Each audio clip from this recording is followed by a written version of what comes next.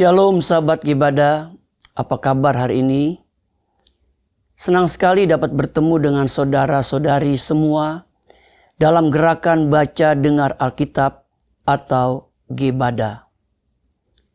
Saudara yang terkasih, hari ini kita akan menyelami kisah dari 2 Tawari pasal 23 sampai 25.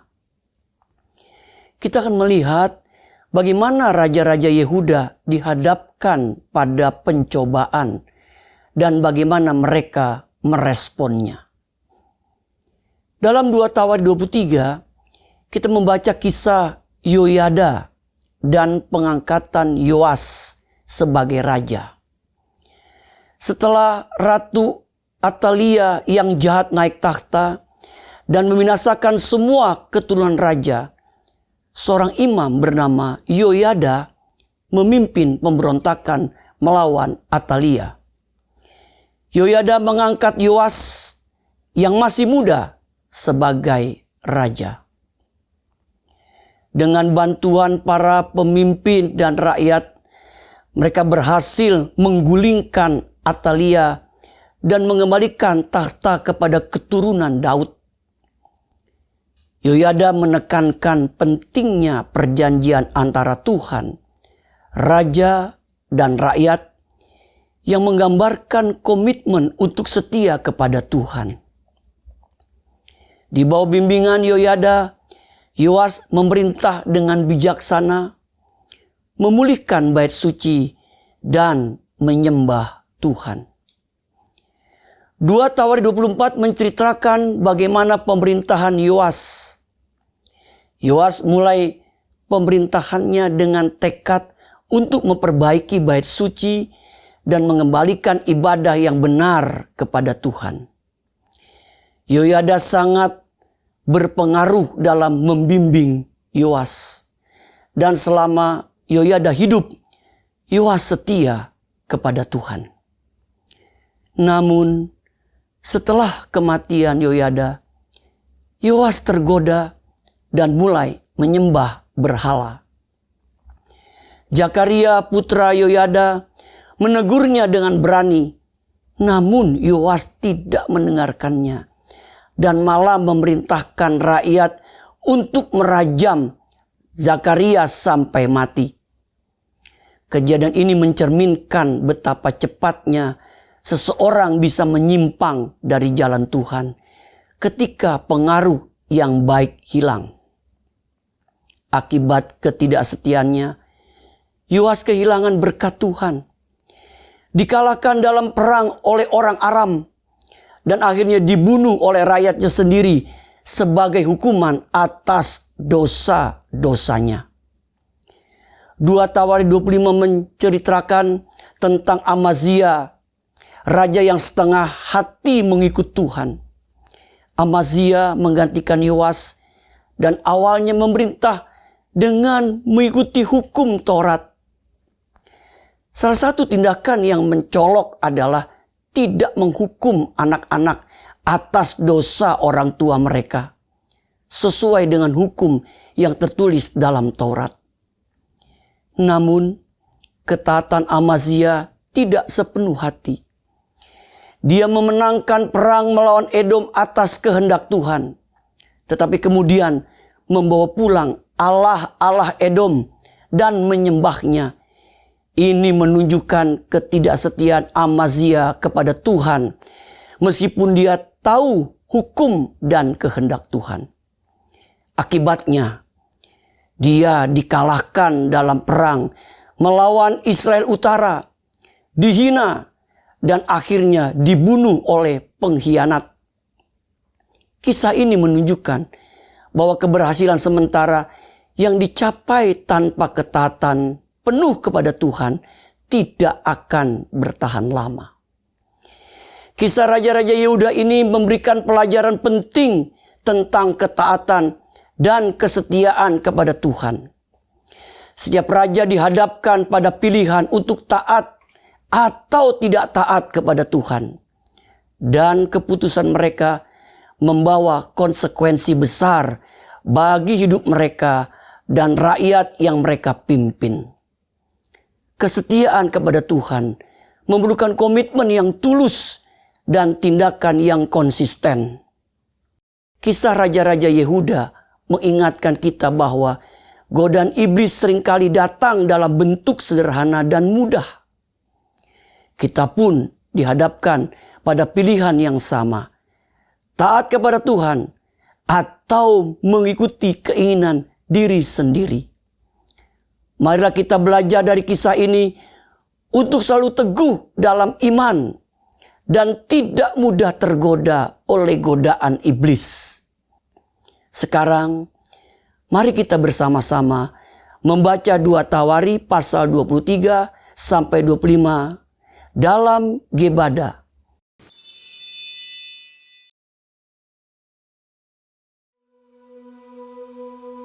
Tetapi dalam tahun ke-7 Yoyada memberanikan diri, dan ia mengadakan persepakatan dengan para kepala pasukan 100, yakni Azaria bin Yeroham, Ismail bin Yohanan, Azaria bin Obed, Maasea bin Adaya, dan Elisafat bin Sikri. Mereka mengelilingi Yehuda dan mengumpulkan orang-orang Lewi dari semua kota di Yehuda, serta kepala-kepala puak orang Israel, dan mereka semua datang ke Yerusalem. Lalu seluruh jemaah itu mengikat perjanjian dengan raja di rumah Allah. Kata Yoyada kepada mereka, "Lihatlah anak raja. Biarlah ia memerintah seperti yang telah difirmankan Tuhan tentang anak-anak Daud. Inilah yang harus kamu lakukan. Sepertiga dari kamu, yakni yang selesai bertugas pada hari Sabat, baik imam maupun orang Lewi, haruslah menjadi penunggu pintu. Sepertiga lagi haruslah berada di istana raja, dan sepertiga pula di pintu gerbang dasar. Sedang seluruh rakyat haruslah berada di pelataran rumah Tuhan. Siapapun tidak boleh memasuki rumah Tuhan, selain daripada para imam dan orang-orang Lewi yang bertugas. Mereka boleh masuk karena mereka kudus, tetapi seluruh rakyat haruslah mentaati peraturan Tuhan.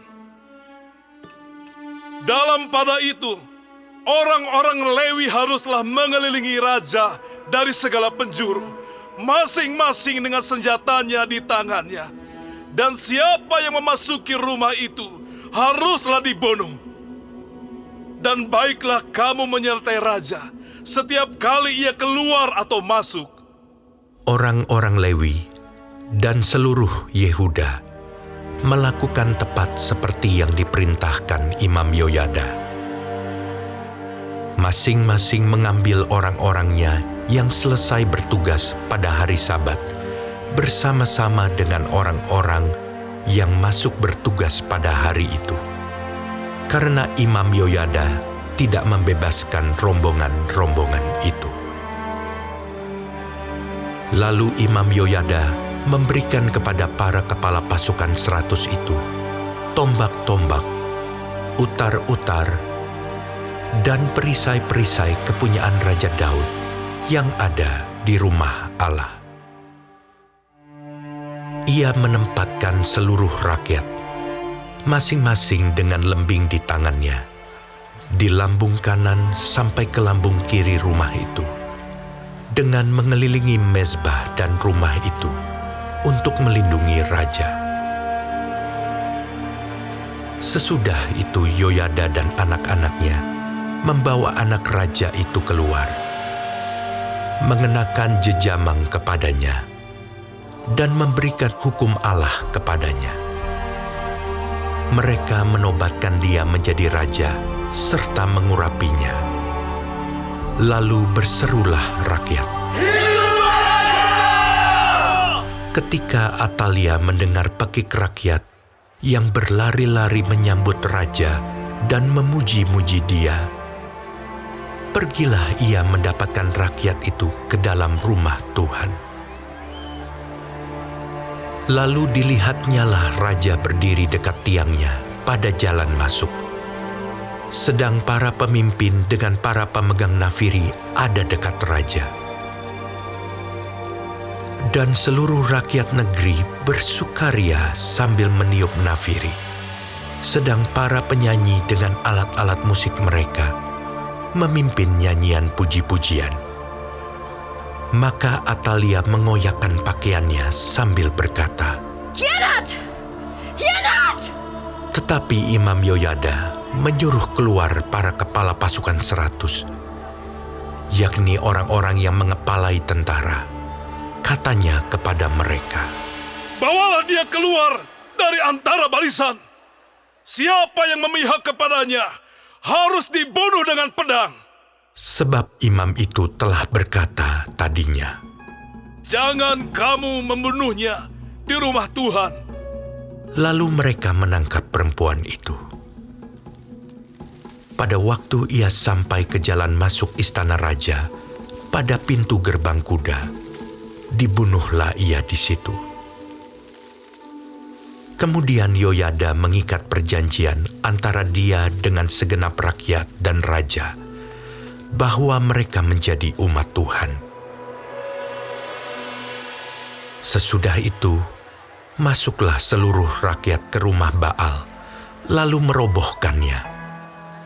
Mereka memecahkan mezbah-mezbahnya dan patung-patungnya, dan membunuh Matan, imam Baal, di depan mezbah-mezbah itu.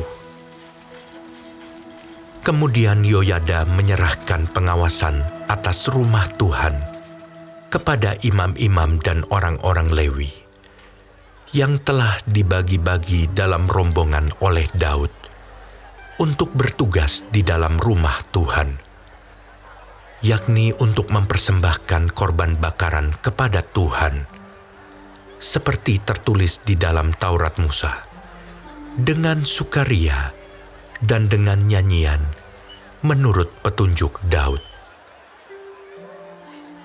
Juga ditempatkannya penunggu-penunggu pintu pada pintu-pintu gerbang rumah Tuhan, supaya dalam hal apapun juga jangan masuk seseorang yang najis. Sesudah itu, ia mengajak para kepala pasukan 100, para pemuka, para pemerintah rakyat, dan seluruh rakyat negeri, lalu membawa raja turun dari rumah Tuhan.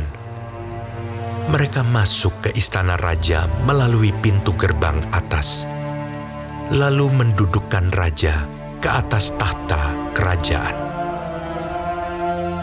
Bersukarialah seluruh rakyat negeri, dan amanlah kota itu, setelah Atalia mati dibunuh dengan pedang.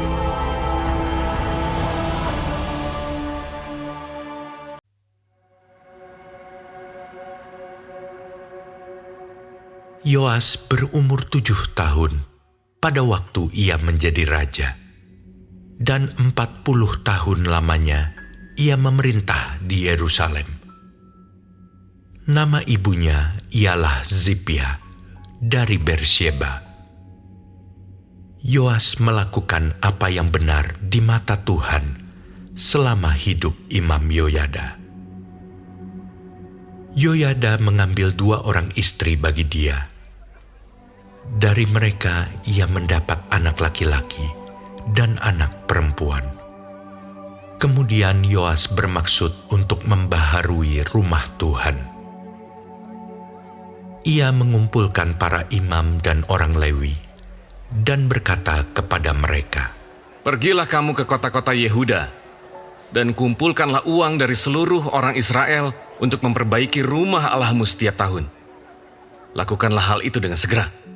Tetapi orang Lewi itu tidak melakukannya dengan segera. Lalu raja memanggil imam kepala Yoyada dan bertanya kepadanya, Mengapa engkau tidak menuntut kepada orang-orang Lewi untuk membawa dari Yehuda dan dari Yerusalem pajak yang dikenakan Musa, hamba Allah itu, kepada jemaah Israel untuk kemah tempat hukum Allah? Sebab anak-anak Atalia, perempuan fasik itu, telah membongkar rumah Allah, bahkan memakai barang-barang kudus rumah Tuhan untuk para Baal. Sesudah itu, raja memerintahkan supaya dibuat sebuah peti dan ditempatkan di depan pintu gerbang rumah Tuhan. Lalu menyuruh mengumumkan di Yehuda dan di Yerusalem bahwa orang harus membawa bagi Tuhan pajak yang dikenakan Musa, hamba Allah itu, kepada orang Israel di padang gurun. Maka bersukacitalah semua pemimpin dan seluruh rakyat. Mereka datang membawa pajaknya dan memasukkannya ke dalam peti itu sampai penuh. Setiap kali peti itu dibawa masuk untuk diperiksa oleh orang-orang Lewi atas nama raja, dan apabila mereka melihat bahwa sudah banyak uang di dalamnya, maka datanglah panitera raja dan kuasa usaha imam kepala mengeluarkan isi peti itu. Kemudian mereka mengangkat peti itu, lalu menaruhnya pula di tempatnya. Demikianlah mereka lakukan setiap kali, dan banyaklah uang yang dikumpulkan. Raja dan Yoyada menyerahkan uang itu kepada mereka yang memanduri pekerjaan pada rumah Tuhan. Mereka ini mengupah tukang-tukang pahat dan tukang-tukang kayu untuk membaharui rumah Tuhan. Juga tukang-tukang besi dan tembaga untuk memperbaiki rumah Tuhan. Setelah itu, mulailah tukang-tukang itu bekerja. Pekerjaan perbaikan maju di bawah tangan mereka. Mereka membangun kembali rumah Allah menurut keadaannya semula dan mengokohkannya. Setelah mereka selesai, mereka membawa uang yang kelebihan kepada Raja dan Yoyada. Uang itu dipakai untuk membuat perkakas-perkakas rumah Tuhan, yakni perkakas-perkakas untuk penyelenggaraan kebaktian, perkakas-perkakas untuk korban bakaran, juga cawan-cawan, dan perkakas-perkakas emas dan perak. Sepanjang umur Yoyada, korban bakaran tetap dipersembahkan dalam rumah Tuhan. Yoyada menjadi tua dan lanjut umur, lalu matilah ia.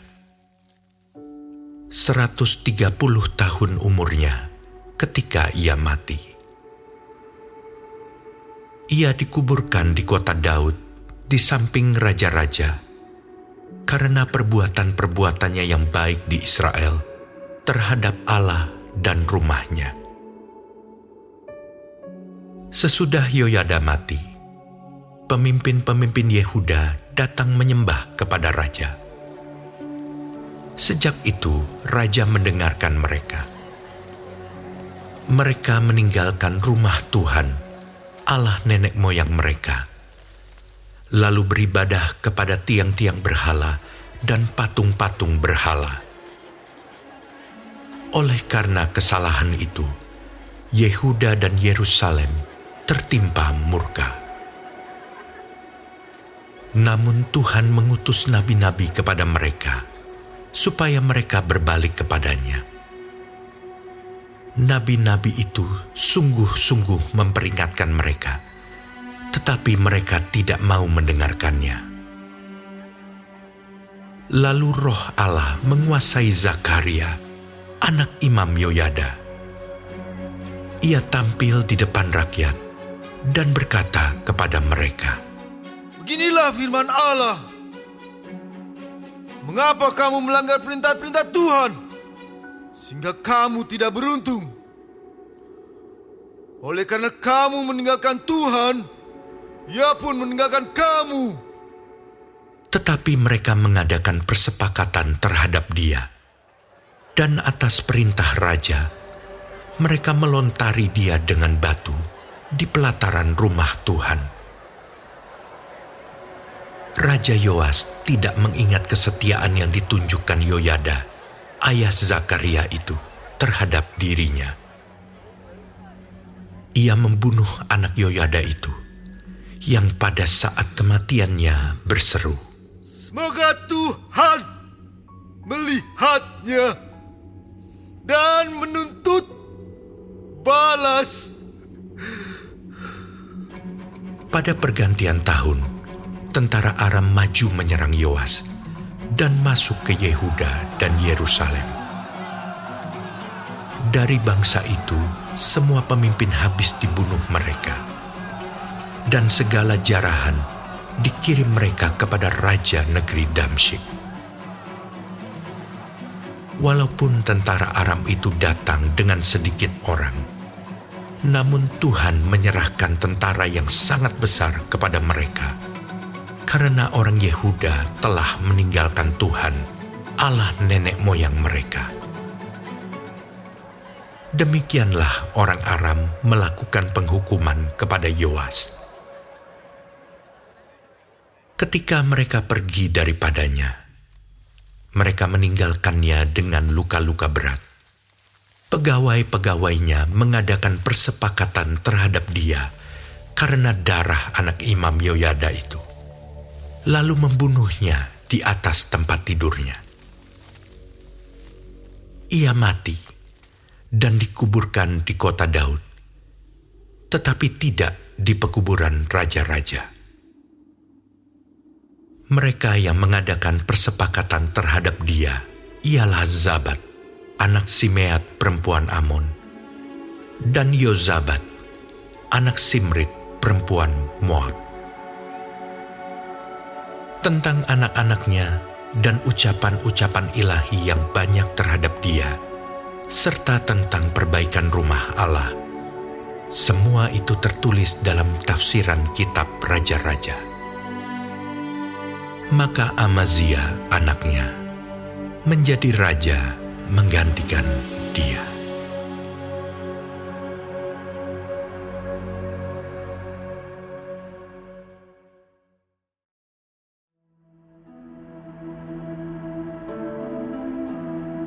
Amazia berumur 25 tahun pada waktu ia menjadi raja, dan 29 tahun lamanya ia memerintah di Yerusalem.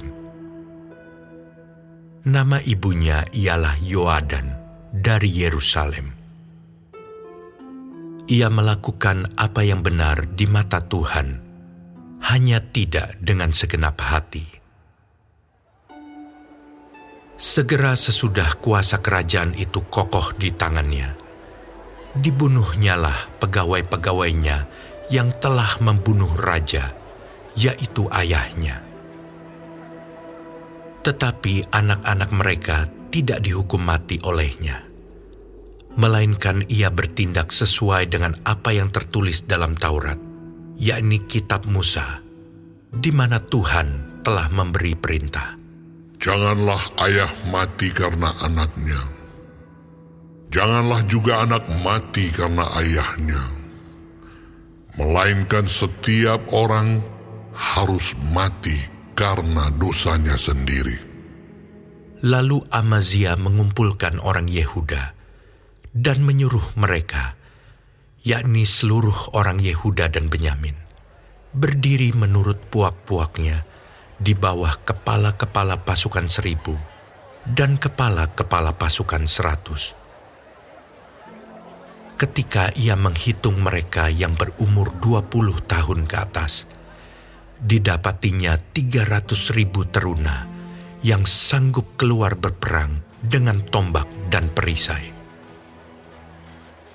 Selain itu, ia menyewa 100.000 pahlawan yang gagah perkasa dari Israel dengan bayaran 100 talenta perak.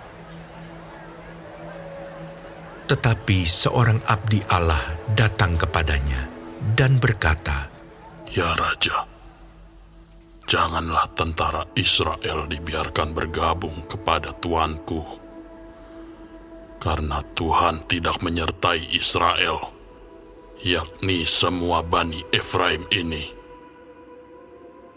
Dan jikalau mereka bergabung juga, bagaimanapun juga perbuatan dan kekuatanmu di dalam perang, Allah akan menggelincirkan engkau di depan musuh.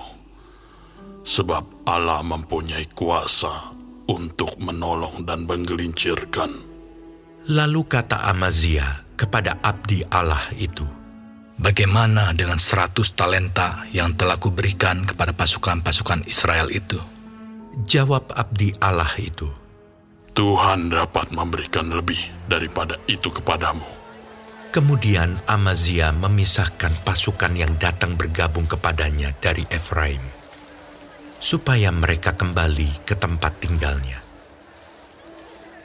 Maka sangat marahlah mereka terhadap Yehuda. Mereka kembali ke tempat tinggalnya dengan marah yang menyala-nyala. Amazia mendapat keberanian, lalu memimpin rakyatnya ke lembah Asin, dan memukul kalah 10.000 orang dari Bani Seir. Selain itu, 10.000 orang ditawan hidup-hidup oleh Bani Yehuda dan dibawa ke suatu puncak bukit batu. Lalu mereka dicampakkan dari puncak bukit batu itu, sehingga hancurlah mereka semua. Tetapi orang-orang dari pasukan yang dipulangkan Amazia dan yang tidak diperbolehkan ikut berperang dengan dia, menyerbu kota-kota di Yehuda dari jurusan Samaria sampai ke Bet-Horon dan menewaskan 3.000 orang penduduknya dan merampas banyak jarahan. Ketika Amazia kembali, setelah mengalahkan orang-orang Edom itu, ia mendirikan para allah Bani Seir yang dibawanya pulang sebagai allahnya. Ia sujud menyembah kepada allah-allah itu dan membakar korban untuk mereka. Maka bangkitlah murka Tuhan terhadap Amazia. Ia menyuruh seorang nabi kepadanya yang berkata, Mengapa engkau mencari Allah sesuatu bangsa yang tidak dapat melepaskan bangsanya sendiri dari tanganmu? Waktu nabi sedang berbicara, berkatalah Amazia kepadanya, Apakah kami telah mengangkat engkau menjadi penasihat raja?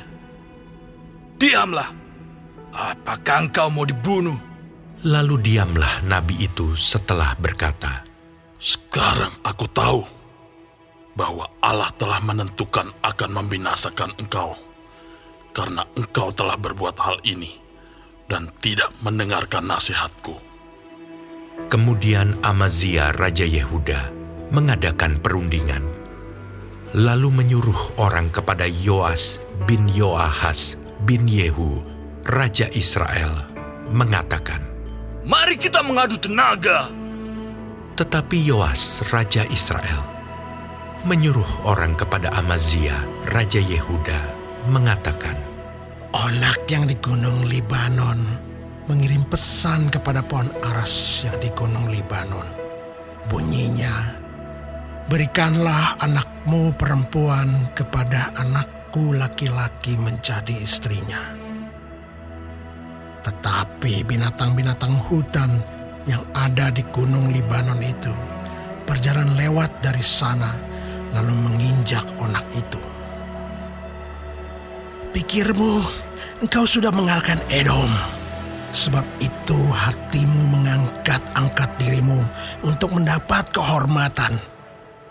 Sekarang tinggal saja di rumah. Untuk apa engkau menantang malapetaka? Sehingga engkau jatuh dan Yehuda bersama-sama engkau. Tetapi Amazia tidak mau mendengarkan. Sebab hal itu telah ditetapkan Allah yang hendak menyerahkan mereka ke dalam tangan Yoas, karena mereka telah mencari Allah orang Edom. Sebab itu majulah Yoas, Raja Israel, lalu mengadu tenagalah mereka. Ia dan Amazia, Raja Yehuda di Bet-Semes yang termasuk wilayah Yehuda. Yehuda terpukul kalah oleh Israel, sehingga masing-masing lari ke kemahnya.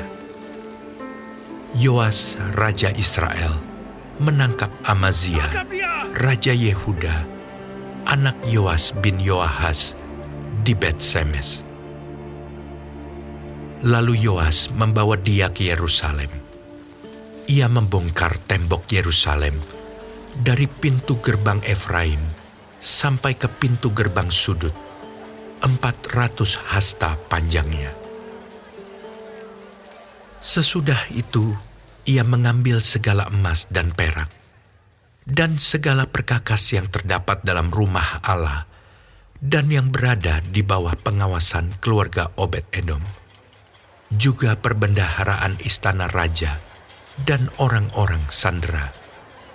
Kemudian pulanglah ia ke Samaria. Amazia bin Yoas, Raja Yehuda, masih hidup 15 tahun lamanya sesudah Yoas bin Yoahas, Raja Israel, mati. Selebihnya dari riwayat Amazia, dari awal sampai akhir, bukankah semuanya itu tertulis dalam kitab Raja-Raja Yehuda dan Israel? Sejak Amazia menjauhi Tuhan, orang mengadakan persepakatan melawan dia di Yerusalem. Sebab itu, larilah ia ke Lakis. Tetapi mereka menyuruh mengejar dia ke Lakis, lalu dibunuhlah ia di sana. Ia diangkut dengan kuda, lalu dikuburkan di samping nenek moyangnya di kota Daud.